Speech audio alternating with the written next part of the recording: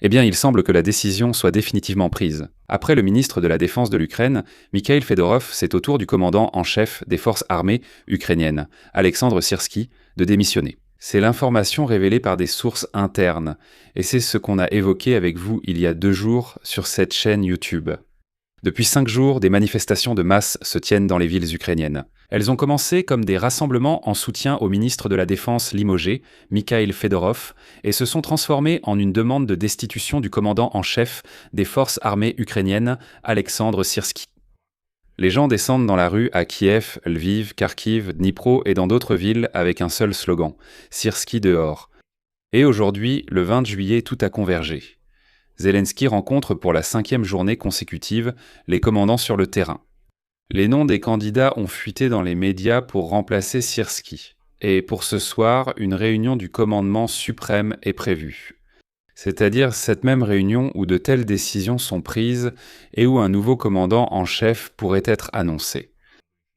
L'état-major général des forces armées ukrainiennes nie évidemment tout, mais soyons honnêtes, que pourrait-il dire d'autre à seulement quelques heures de la réunion ?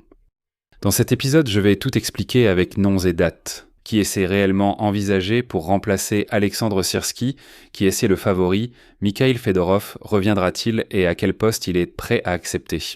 Et que signifie cette série de rencontres du président avec les généraux? Pourtant, la version officielle était simple.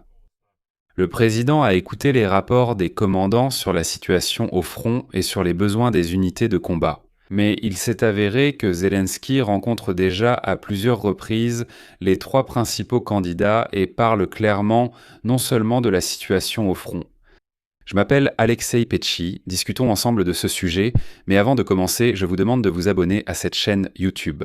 Nous approchons la barre des 300 000 abonnés, je vous en serai reconnaissant.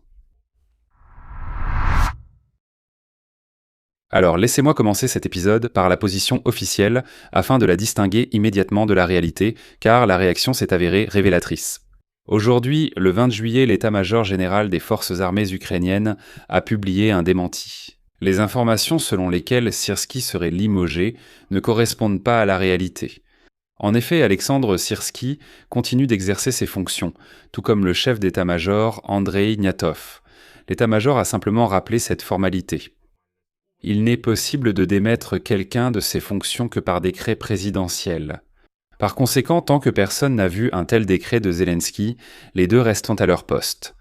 Mais ce laconisme est très révélateur, tout comme les rumeurs selon lesquelles le haut commandement militaire aurait tenté de poursuivre et d'adresser des réprimandes aux militaires qui manifestaient dans tout le pays. Mais dans une seule phrase du communiqué de l'état-major général se trouve en fait tout l'essentiel. L'état-major, comme vous l'avez remarqué, n'écrit pas que Syrski restera ni que toutes les rumeurs sont des mensonges. L'état-major écrit qu'il n'y a pas de décret présidentiel. C'est pourquoi Syrski et Ignatov restent pour l'instant à leur poste. Eh bien, selon la procédure ukrainienne, le décret est justement signé à l'issue de la réunion du commandant en chef suprême, qui est prévue pour ce soir. Autrement dit, le démenti repose uniquement sur une vérité technique. Au moment de la déclaration, le document n'existait effectivement pas, mais cela ne garantit pas qu'il n'apparaîtra pas ce soir ou demain matin. Le conseiller du président, Dmitri Litvin, en répondant aux journalistes, a ajouté un peu de flou. Et il a déclaré qu'il ne fallait probablement pas s'attendre à de nouvelles nominations ce soir, c'est-à-dire probablement pas non plus ce soir. C'est une formulation extrêmement vague. Mais elle est suffisamment vague pour se laisser une marge de manœuvre dans les 2 sens.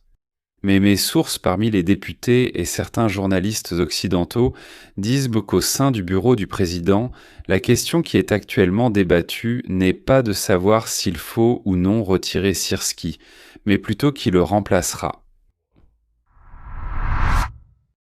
Je vais rappeler brièvement le contexte, car ce qui se passe aujourd'hui est tout de même dû à la contestation populaire. Le 15 juillet, Zelensky a limogé le ministre de la Défense Mikhail Fedorov, en officialisant cela par la démission immédiate de l'ensemble du cabinet des ministres. Le gouvernement du Premier ministre Sveridenko a démissionné, et Fedorov n'a tout simplement pas été inclus dans la nouvelle composition. La raison invoquée par le président lors d'une réunion à huis clos avec la faction serviteur du peuple était un conflit insoluble entre Fedorov et le commandant en chef Syrski. Plus tard, Fedorov lui-même l'a confirmé ouvertement, et Zelensky a ajouté que sans sa présence personnelle, ces deux-là ne pouvaient même pas parler calmement. Lors du briefing après son renvoi, Fedorov a donné sa version des faits, et selon lui, c'est précisément Syrski qui a posé un ultimatum au président, soit le commandant en chef, soit le ministre. Fedorov a suggéré de remplacer Syrski et le chef d'état-major, Gnatov, mais le président a refusé et a finalement choisi le commandant en chef des forces armées ukrainiennes. Fedorov a également mentionné un détail révélateur. Selon lui, le commandant des forces conjointes, Mikhail Dropati, a reçu 3 réprimandes de la part de Syrski, malgré ses succès sur le front. Eh bien, retenez ce nom, Dropati, il figure actuellement sur la liste des candidats, et ce n'est pas un hasard si Mikhail Fedorov l'a mentionné. Après ce briefing de Fedorov, en fait, les gens sont sortis dans la rue. Mais soyons objectifs, ils sont sortis en même temps. En même temps que le briefing, mais ce briefing a vraiment alimenté le mouvement de contestation. Au début, les gens sont sortis pour Fedorov, puis, après avoir compris apparemment qui était impliqué dans le conflit, ils ont commencé à manifester contre Syrski. Et c'est justement cette transformation de la protestation de rue en une campagne ouverte contre Syrski qui est devenue le facteur qui, très probablement, a poussé Zelensky à envisager de changer le commandant en chef. Autrement dit, la rue a annulé sa décision prise il y a une semaine. Syrski d'ailleurs est depuis longtemps surnommé le boucher dans les médias ukrainiens et occidentaux, en raison de son attachement à tenir les positions à tout prix, ce que les critiques associent à de lourdes pertes parmi le personnel. Donc l'irritation accumulée dans l'armée existait déjà avant les manifestations.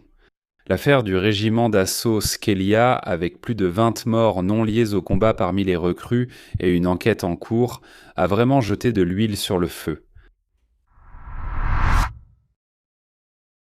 Mais pendant que la rue protestait bruyamment, des discussions tout aussi animées et des négociations tout aussi bruyantes avaient le lieu au sein de la présidence. C'est précisément cela qui a révélé les intentions du président Zelensky mieux que toute déclaration.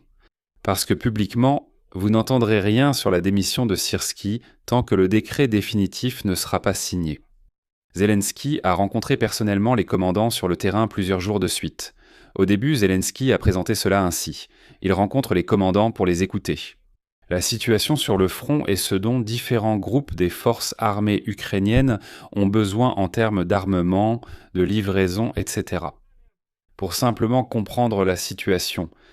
D'un côté, c'est vrai, mais d'un autre côté, ce n'était qu'un prétexte. C'est-à-dire qu'il est évident que, bien sûr, Zelensky recevait des rapports sur la situation au front, mais ce n'était pas la principale raison de tous ces entretiens. Voilà, dans mon épisode précédent. Et j'ai déjà abordé ce sujet le 18 juillet en disant que les rencontres de Zelensky avec les commandants étaient en fait une sorte de casting pour le poste de commandant en chef des forces armées ukrainiennes. Et voici un fait pour vous. Seulement avec certains commandants, Zelensky les rencontre déjà pour la 2e journée consécutive. Quant aux autres, il les a écoutés une fois et les a laissés partir. C'est tout. Passons les noms en revue. Qui il a rassemblé ? Parce que c'est justement cette liste pour l'entretien, pour le poste du nouveau commandant en chef. Mikhail Dropati, général-major, commandant des forces conjointes des forces armées ukrainiennes. Le président Zelensky parle avec lui depuis 2 jours d'affilée et passe probablement le plus de temps avec lui. Dropati rendait compte de la situation dans les secteurs les plus difficiles du front, dans les régions de Soumy, Kharkiv, Louhansk et Donetsk. Sa biographie est très révélatrice. Depuis novembre 2024, il commandait les forces terrestres. En janvier 2025, il a pris la tête du groupe opérationnel stratégique Kortetia. Et le 1er juin 2025, il a présenté sa démission du poste de commandant des forces terrestres. Après la frappe nocturne sur le terrain d'entraînement dans la région de Soumy, où malheureusement des militaires ont perdu la vie dans une unité d'entraînement. C'est-à-dire une personne qui a assumé la responsabilité de la tragédie et a démissionné. Ce qui, dans le milieu militaire ukrainien, est tout de même considéré comme un signe d'intégrité. Ensuite, Vladimir Gorbatyuk, général de brigade adjoint au chef d'état-major général chargé des opérations. Avec lui, Zelensky s'est également entretenu 2 jours de suite. Gorbatyuk commandait en 2015 la 54e brigade mécanisée indépendante, et il a été le premier adjoint du commandant du commandement opérationnel Sud.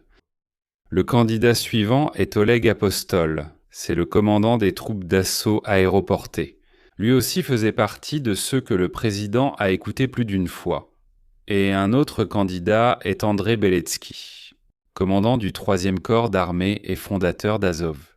Selon des sources internes, Zelensky l'aurait aussi accueilli de manière particulière, et il a longuement discuté avec lui.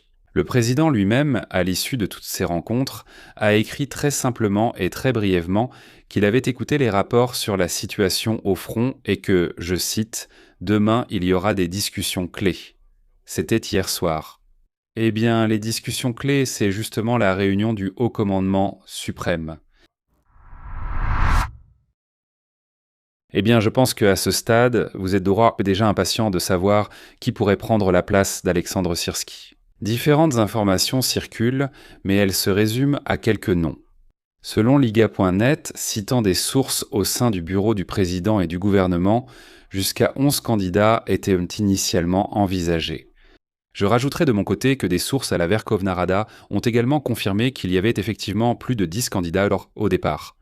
Bien qu'il n'y ait pas encore de confirmation définitive pour le moment sur qui remplacera précisément Syrski, son nom sera gardé secret jusqu'à la dernière minute.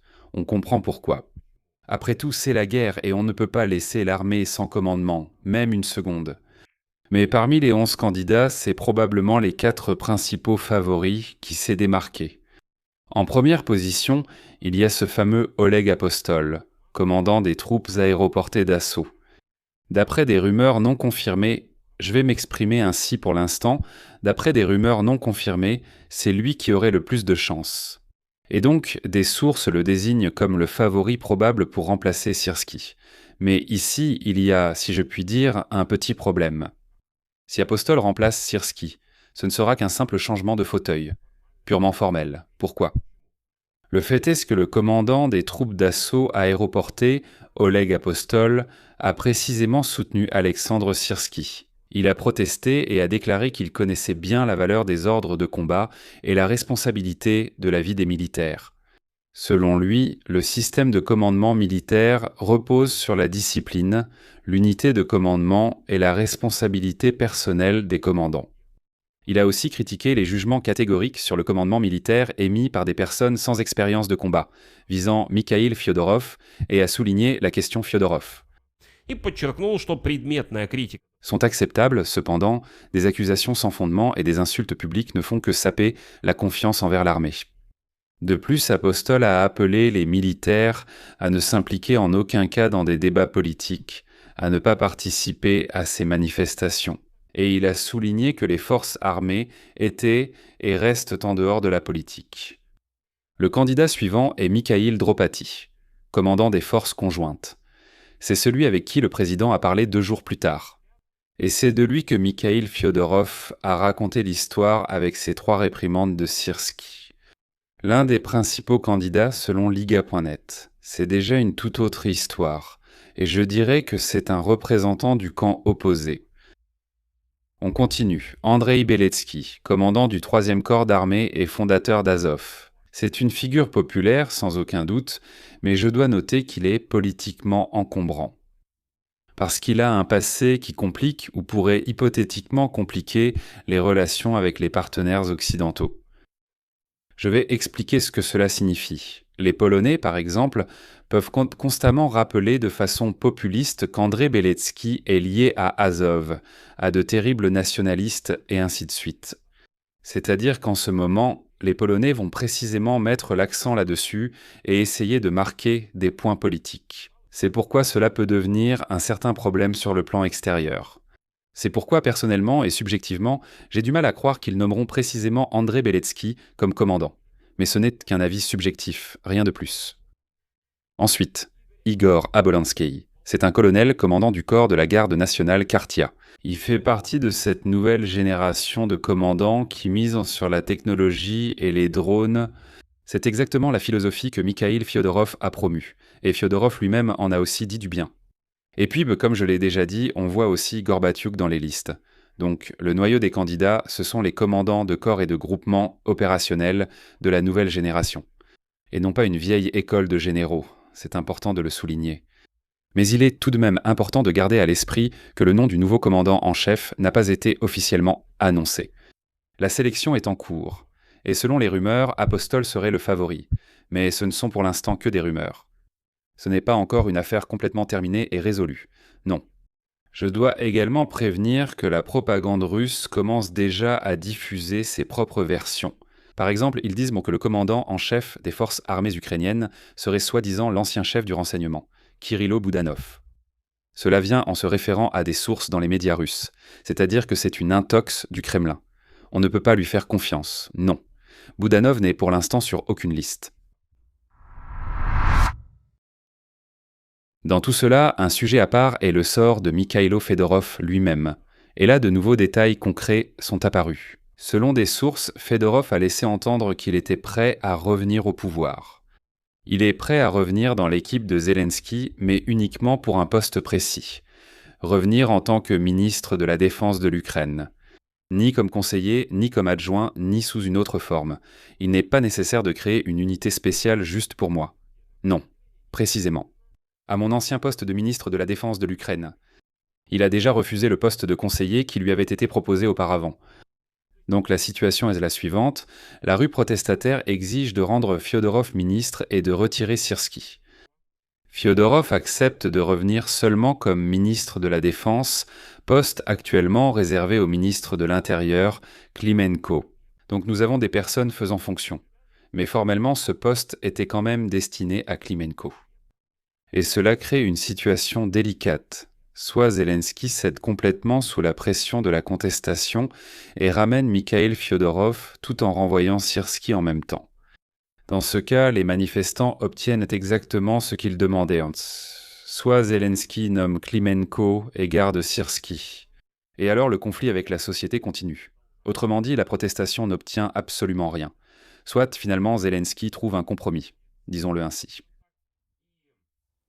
Et en fait, à la fois Fedorov et Syrski partent tous les deux, et de nouveau viendront à leur place, un nouveau commandant en chef et un nouveau ministre, c'est-à-dire un renouvellement complet. Et alors les manifestants ne seront satisfaits qu'en partie, à moitié, mais au final, cela éteindra la protestation. Parce que d'accord, Fedorov n'a pas été réintégré, mais Syrski a aussi été renvoyé. Il y a aussi un problème procédural ici, parce que pour nommer à nouveau le ministre de la Défense, il faut un vote de la Rada suprême. Et la Rada suprême, selon des députés, ne se réunira que le 18 août. Donc même si une décision concernant Fyodorov est prise, il ne sera pas possible de la formaliser rapidement. Eh bien, l'Ukraine pourrait rester sans ministre de la Défense confirmé pendant presque un mois. Suite. Et un autre signal révélateur est survenu aujourd'hui du chef du bureau du président, Kirill Boudanov. Il a réagi pour la première fois directement aux manifestations qui se déroulent dans de nombreuses villes d'Ukraine. Voici sa citation. La situation autour des derniers changements internes a suscité de fortes émotions. Je comprends les personnes qui expriment leur position. Le fait de se sentir concerné est une force qui fait tenir notre État depuis toutes ces années. La position de la société a été entendue. Eh bien, certains admettent déjà que c'était une sorte d'allusion de Kirill Boudanov, selon laquelle les manifestations ont porté leurs fruits et que le pouvoir est prêt à ajuster ses décisions. Peut-être était-ce prévu dès le départ. Boudanov a ajouté que la situation se règle, je cite, de manière professionnelle, constructive et dans l'intérêt de l'État. Et il a appelé à garder son calme et, je cite littéralement, à ne haïr personne, rappelant que, je cite, « L'ennemi suit attentivement chacun de nos différends internes et attend que nous commencions à nous battre entre nous. » De mon côté, je pense que cela prépare le terrain à une décision et qu'elle tiendra tout de même compte des manifestants. En résumé, 5 jours de manifestations réclamant la destitution de Syrski, et il semble que ce mouvement ne soit pas près de s'essouffler. Zelensky mène personnellement des entretiens avec des généraux et des commandants de terrain, plusieurs jours d'affilée. Une liste de 11 candidats au poste de commandant en chef a fuité dans les médias. Et aujourd'hui, le favori probable est le parachutiste Apostol. Et à part lui, parmi les principaux prétendants, il y a aussi Dropatoi. Fyodorov accepte de revenir, mais uniquement comme ministre de la Défense. Boudaïnov, chef du bureau du président, affirme que la société a été entendue et suggère de prochains changements de personnel. Eh bien, l'état-major général des forces armées ukrainiennes nie formellement la démission de Tyrsky, mais seulement parce qu'il n'y a pas encore de décret. Et il est signé, je le rappelle, à l'issue de la réunion du commandant suprême en chef. Et cette réunion, selon les premières informations, est prévue pour ce soir. Le conseiller du président, Lytvyn, dit prudemment qu'il est possible qu'il n'y ait pas de nomination aujourd'hui. Il dit que, très probablement, il n'y en aura pas. Zelensky garde ainsi la possibilité de gagner du temps. Mais toute cette construction, les réunions avec les généraux, les listes de candidats qui ont fuité, les déclarations de Kirill Boudanov, toute cette construction est faite de telle sorte que le changement de commandant en chef ne semble plus être une question non plus de si, mais de quand et de qui le remplacera. Si ce soir le décret est publié, l'Ukraine aura un nouveau commandant en chef pour la première fois depuis février 2024 lorsque Zaloujny a été remplacé. Et le nom de cette personne déterminera comment l'armée va se battre pendant toute l'année prochaine, qui sera, je pense, la plus difficile. Mais il se peut aussi qu'il n'y ait pas de nouveau commandant en chef aujourd'hui. Mais cela ne veut pas dire que cette décision n'est pas en train de mûrir à la présidence. Je mets des points de suspension pour le moment, ce ne sont que des rumeurs. Et donnez votre avis, vos conclusions dans les commentaires sous cet épisode. Cliquez sur la cloche et s'il vous plaît, mettez un like à cet épisode. Abonnez-vous également à ma chaîne Telegram Petchy News, le lien se trouve dans la description de cette vidéo. Si vous souhaitez soutenir le travail de cette chaîne, vous pouvez le faire via n'importe quel don en utilisant les liens et les informations de paiement également dans la description de cette vidéo. C'est tout pour aujourd'hui, à bientôt et prenez soin de vous.